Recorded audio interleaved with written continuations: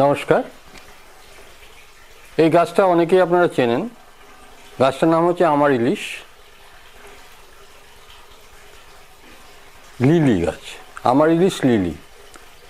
ফুলগুলো হয় খুব সুন্দর, বেশ থাবার মতো বড় বড় সাইজ।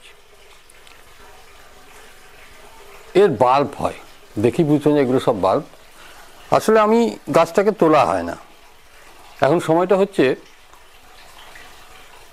নভেম্বরের শেষ দিক, মানে শীতের শুরু।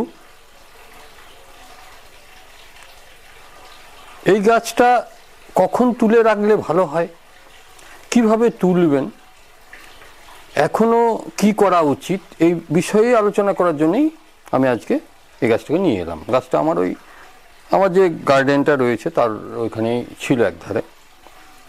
কিভাবে জল দেবেন, কতটা পরিমাণ জল দেবেন, মাটি কি করবেন, এইসব বিষয় নিয়েই আলোচনা করব। ধৈর্য ধরে শুধু একটু দেখুন, কারণ আপনারা দেখে বুঝতে পারছেন যে আমার এখানে এই টবের মধ্যেই সারা বছর ধরে গাছটাকে রেখে দিয়েছি। বলবেন এই যে পাতাগুলো এরকম হয়ে গেল কী করে? এই যে খাওয়া এইগুলো হচ্ছে ওই আমাদের সেই শুঁয়োপোকা বলি না, সেই শুঁয়োপোকার কামাল। মানে ওই পোকাটা এত খতরনাক। এই যে মোটা আঁশযুক্ত যে সমস্ত পাতা, মোটা আঁশ, নিশ্চয়ই বুঝতে পারছেন, মানে এই আঁশটা মোটা, যেগুলো পাতার মধ্যে জল ধরে রাখতে পারে। যেমন ধরুন এই ধরনের গাছ কী কী আছে আমাদের, যেটা আমরা বলি স্নেক প্ল্যান্ট, তারপর ওই আমাদের অর্কিড প্ল্যান্ট, বিভিন্ন অর্কিড, তারপর আমাদের ওই যে অ্যালোভেরা, এমনকি সাকুলেন্ট এবং ক্যাকটাস জাতীয় প্রায় সমস্ত গাছই এরকম। ওদের যে মানে পাতা বা ইত্যাদি যে অংশটা থাকে, কাণ্ড, তারা খুব রসালো, নরম। এইগুলোকে অন্য পোকাতে যত না ক্ষতি করে, শুঁয়োপোকাতে সব থেকে বেশি ক্ষতি করে।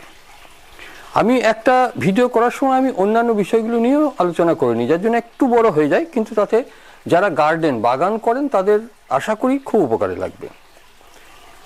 এই শুঁয়োপোকা এই সমস্ত গাছের খুব খতরনাক। আর এই শুঁয়োপোকাটা বর্ষাকাল থেকে এই শীতের মোটামুটি শীতের মাঝামাঝি পর্যন্ত থাকবে, বেশ জোরালো অবস্থায়। এরকম একটা জিনিস দেখায়, এই যে আমি এটা এখনই ছিঁড়ে রাখলাম, এই যে দেখছেন, দেখে বুঝতে পারছেন, খুব ছোটো ছোটো ছোটো ছোটো সাদা সাদা, এইটা এদের ডিম। এরা এই মানে লার্ভা বলা হয়, ডিম বলতে লার্ভা এদের। সেই লার্ভাটা এখানে ফেলে দিয়েছে। এবার এইটা কিন্তু অটোমেটিক্যালি আস্তে আস্তে আস্তে আস্তে শুঁয়োপোকায় পরিণত হবে। এটাকে কিভাবে মারবেন বা কি ব্যবহার করবেন, শুঁয়োপোকা কিভাবে মারবেন, সে বিষয় নিয়ে আমি আলোচনায় আসছি। এখন প্রথমেই বলিনি যে শুঁয়োপোকাটা কিভাবে মারবেন।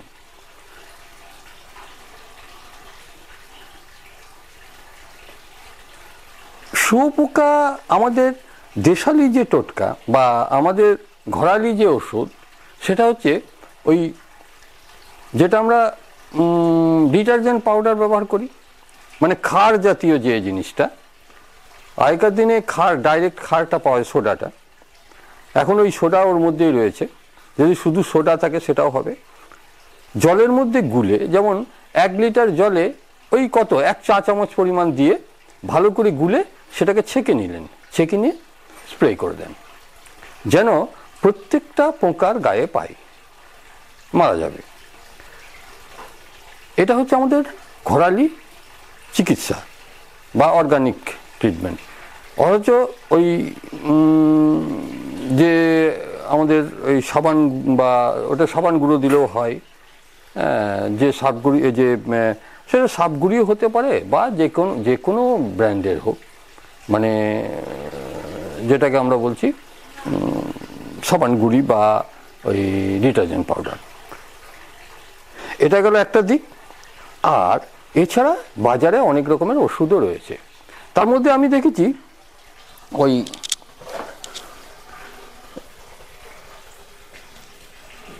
আমাদের একটা আছে, দেখবেন ওই ইয়ে প্রোফেনোফস থাকে, মানে ওটা মিশ্রিত থাকে। আমি যে ওষুধটা ব্যবহার করি, এই যে ধরুন টেক 44, এই ওষুধটা আমি ব্যবহার করি, খুব ভালো ফল দেয়। এটার মধ্যে রয়েছে ওই প্রোফেনোফস 40% রয়েছে, আর এটা সাইপারমেথ্রিনটা আছে 4%। এই দুটো মিক্সচার আর কিছু না, এই দুটোই রয়েছে। এটা স্প্রে করলে, তবে এই লার্ভাটা কিন্তু যাবে না, লার্ভাটা খুব সহজে মারা যায় না। তবু যদি লার্ভাটা দেখতে পেয়ে খুব ভালোভাবে স্প্রে করা যায় হয়তো মারা যেতে পারে। লার্ভাটা কি করবেন, এটা যেখানেই রাখুন। আমি একটা বিষয় বলি, আমি একবার মানে যাই হোক কাজ করতে করতেই একটা শুঁয়োপোকা হাতের সামনে পড়ে গেল, তো সেটা পায়ে করে দেবে দিয়েছিলাম। তো একজন ভদ্রলোক বললেন যে এত নির্দয় কেন হচ্ছেন। এখন ঘটনা হচ্ছে যারা গার্ডেন করে তাদের এই পোকামাকড়ের উপর একটু নির্দয় হতেই হবে, কারণ আপনি ওষুধ দিয়েই মারুন আর পায়ে টিপেই মারুন আর খুঁচেই মারুন, মেরে ওকে দিতে হবে, নচেত কোনো উপায়, কোনো রাস্তা নেই, তাহলে আপনার গাছ হবে না। পোকার উপরে যদি আপনি সদয় হতে চান তাহলে আপনার গাছ হবে না। তাই যারা কিছু মানুষ আছে এরকম কথা বলবেন, তাদের কথা শুনে দমে গেলে হবে না, তাহলে আপনার গাছ বাগান গেল। যাই হোক, এই গাছটাতে দেখুন, মানে এর একটা খুব মারাত্মক ওষুধ হচ্ছে যে কোনো পোকার ক্ষেত্রে কেরোসিন তেল। তো কেরোসিন তেল তো আবার গাছে দিয়ে দিলে গাছটাই মারা যাবে, এটা আপনারা সকলেই জানেন প্রায়। তাই কেরোসিন তেল গাছে দেওয়া যাবে না। এই লার্ভাটাকে আপনি কোথাও ফেলে দিতে পারবেন না শুধু শুধু, তাহলে হয় আগুনে পুড়িয়ে দিতে হবে, সবথেকে ভালো ওষুধ। নচেত যদি কেরোসিন তেল থাকে না, এইরকম এটাকে ভিজিয়ে দিতে হবে, কিন্তু অন্য গাছে যেন না পায়। এই যে একদম পুরো ভিজিয়ে দিলাম কেরোসিন তেলে, ঠিক আছে, ডবডবে করে।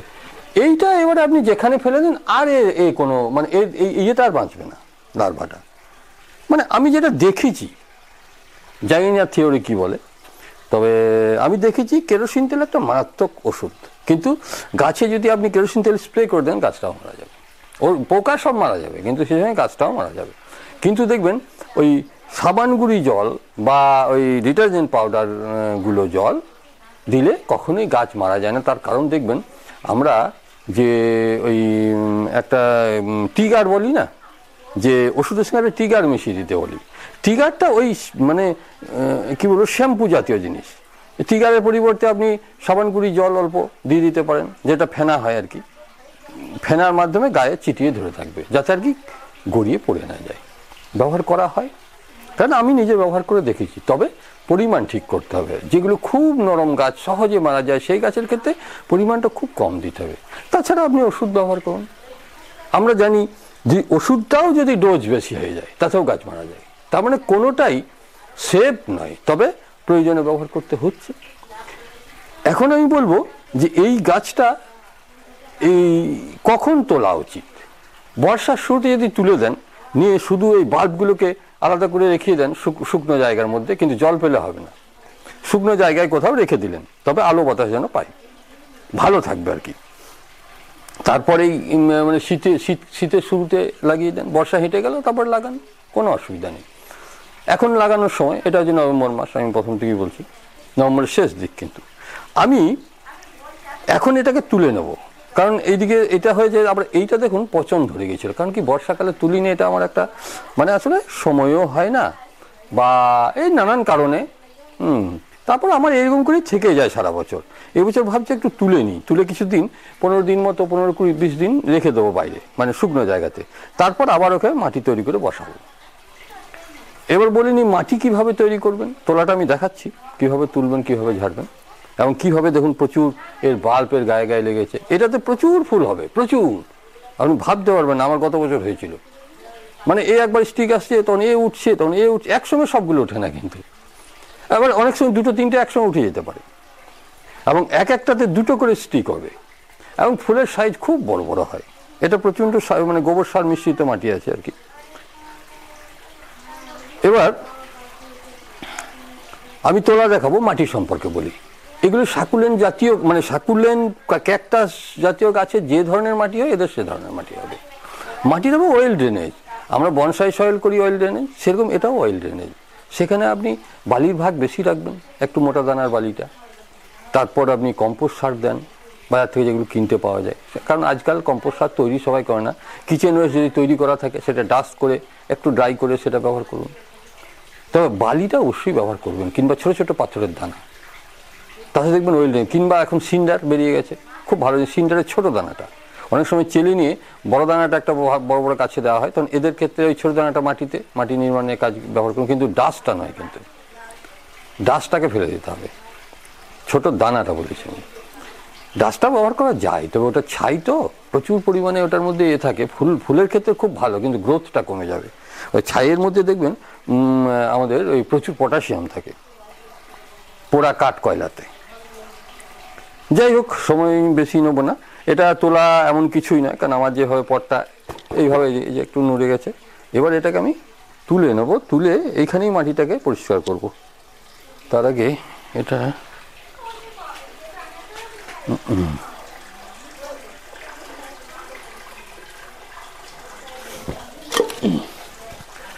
এইটা এখানে দিয়ে দেবো, এটা ভারী আছে ভালোই, দাঁড়া ওষুধটা দেখিয়ে দিলাম। এছাড়া আরও বিভিন্ন, মানে এইটাই যে সব, এগুলো তো একটা কোম্পানি বিভিন্নভাবে তৈরি করে।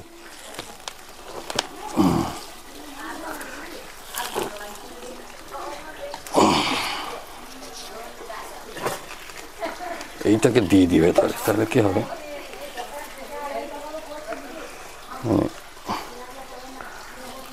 ছাড়তে সুবিধা হবে, আর আপনারা দেখতেও পাবেন। বেশ, তাহলে মাটিটা বেশি ছড়াবে না। এবার এইরকম একটা জিনিস ব্যবহার করতে পারেন, কিছু না থাকলে বলবেন যে ওইরকম তো আমার কাছে নেই, এরকম কাঠের একটা খোঁচা এইভাবে, হ্যাঁ, এইটা হলে সুবিধা হবে। হ্যাঁ, রুট আছে প্রচুর, কিন্তু ভাবার দরকার নেই, পুরো মাটিটাকে প্রায় ঝেড়ে দেন, এরকম। কারণ মানে যদি আপনি মনে করেন যে হঠাৎ করে গোটা মাটিটা ফেলে দেবো, সেটা সম্ভব হবে না। এইভাবে এক ধার থেকে আস্তে আস্তেই করতে হবে, হ্যাঁ, টাইম একটু লাগবে। শেকড় ছিঁড়ে যাবে, কোনো অসুবিধা নেই, শেকড় না থাকলেও এটা মারা যায় না। বাল্ব তো, যে কোনো বাল্ব, সবথেকে এক বড় ব্যাপার, এই বাল্বগুলো যখন বড় বড় হবে তখন এগুলোকে সাজিয়ে রাখা খুব সুন্দর লাগে, বুঝলেন তো। আমি সেই রাখবো করে করাই হয়নি, এইবারে দেখি এবারে একটু উঁচু করে বাল্বগুলোকে একটু উঁচু করে রাখবো। তাহলে সয়েলটা ওয়েল ড্রেনেজ করলেন, কিন্তু তার সঙ্গে কিন্তু গোবর সার মিশ্রণ রাখতে হবে। আর জল দেওয়াটা হচ্ছে ঠিক সাকুলেন্ট ক্যাকটাসে যেভাবে জল দেন, বর্ষাকালে তো ধরুন তুলে রাখতেই বলছি, তখন জল দেওয়ার কোনো প্রশ্নই নেই। বা যদি গাছটা আপনার থেকেই থাকে, তাহলে ওর যে ময়েশ্চার ওয়েদারটা থাকে না, ওতেই কাজ হয়ে যায়। তবে মাটিতে থাকলে হয়তো দেখবেন যে মাটিটা যখন শুকিয়ে গেছে তখন জল দেবেন, তাছাড়া জল দেওয়ার দরকার নেই।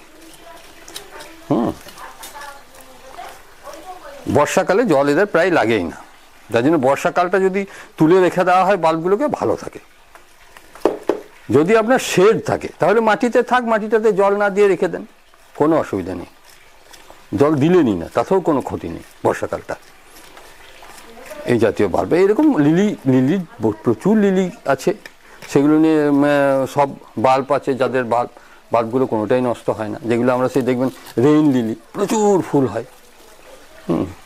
এবার দেখুন এই বাল্বগুলো কীরকম সাইজ হয়, এখন এই যে সাইজ দেখছেন, এটা আবার বেরোচ্ছে, এটা হবে। এগুলো যদি ঠিকমতো পরিষ্কার পরিচ্ছন্ন তদারকি করা হয় তাহলে সুন্দরভাবে হবে, হ্যাঁ। আর যদি তদারকি না করা হয় তাহলে খুব সুন্দর হবে না। আমি এবার কাঠের এই কাঁটাটা দিয়ে করি,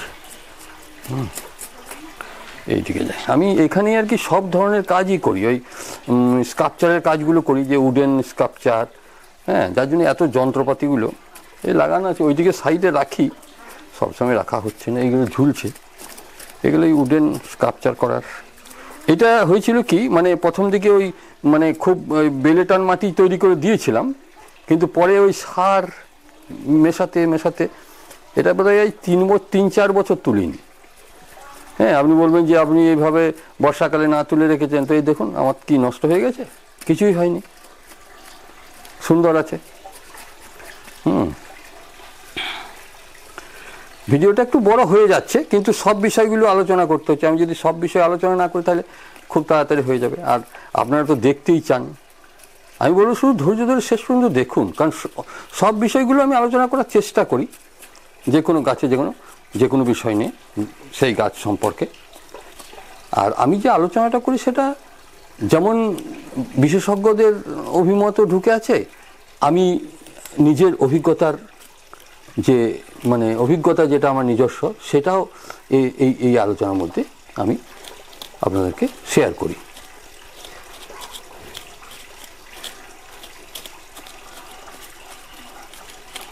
দেখুন এইটা কিন্তু বড় বাল্বটা, আমি তখন প্রথমে ভাবছিলাম কি যে এইটাই হয়তো না, দুটোই বড়, দুটোই বড়। এগুলো আর ওই বলছি না সেই লাগিয়েছি আজ হলো নার্সারি থেকে কিনে এনে এখন এখন এই বাল্ব কিনতে পাবেন।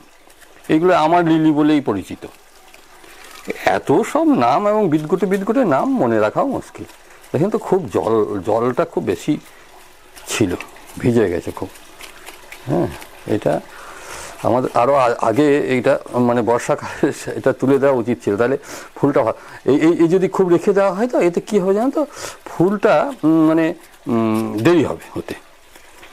এবারে এখন তুললাম, এরপরে গাছটাকে এই বাল্বগুলোকে শোকাবো, তারপর আস্তে আস্তে ওই শীতের মাঝামাঝি করে লাগাবো। এগুলো শীতকাল থেকে ফুল হতে আরম্ভ হয়। বেশিরভাগ দেখেছি আমি সেই যখন শীত হেঁটে যাওয়ার পর গরম শুরু হয় তখনও প্রচুর ফুল দেয়, এমনকি গ্রীষ্মকালে, ভরপুর গ্রীষ্মকালেও এদের ফুল দেয়। আমার এটাতে মানে গতবারে 3 বার ফুল দিয়েছে, আমি দেখিয়েছিলাম আপনাদেরকে যে তখন এর সময়ই নয়, হয়তো ফুল হচ্ছিল এবং বেশ ভালো সাইজের ফুল।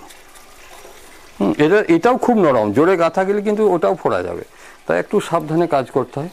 প্রায় পরিষ্কার হয়ে গেছে না, এটা আবার জলে ধুয়ে নিলে আরও ভালো হয়। তো আমার এখানে তো জল নেই, আমি এটাকে নামিয়ে দিতাম, পরে এটাকে ঠিক করব।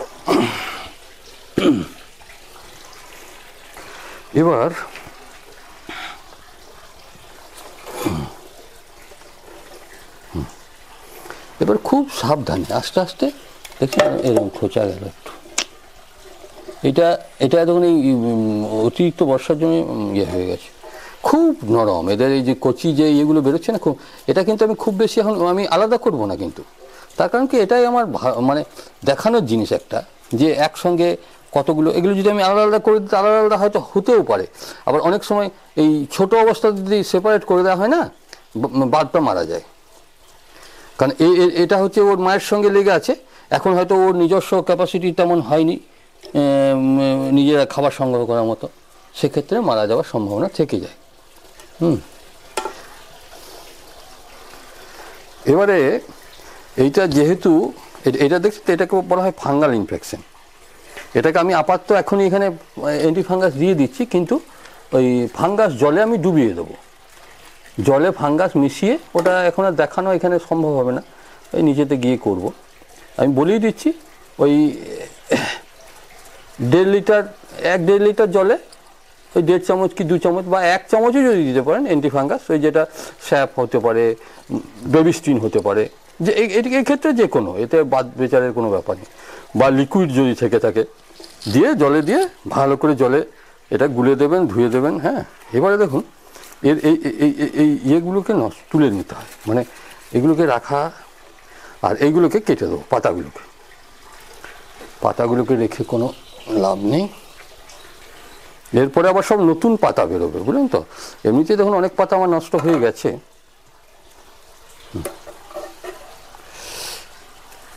এটা খুব ছোট, এদেরকে দেখুন এই মাঝের ছোট পাতাটা রেখে বাকিটা কেটে দিচ্ছি। এই যে এইভাবে প্রত্যেকটা যেগুলো ছোট গাছ না, সেইগুলো একটু করে রেখেই কাটবো। কারণ কি, কারণ এটা প্রায় নড়েই গেল। এই যে ধরুন, এই যে এটা উঠে গেল, এটা যদি আলাদা করে বসান কোনো অসুবিধা নেই, এটা আলাদা করে রেখে দিই। এগুলো সব আলাদা আলাদা করে দেওয়া যাবে, বুঝলেন তো, কিন্তু আমি করি নাই, করবো না আর কি। মানে আমি ওইভাবেই রেখেছি এদেরকে, একসঙ্গে হোক না, দেখতে সুন্দর লাগবে।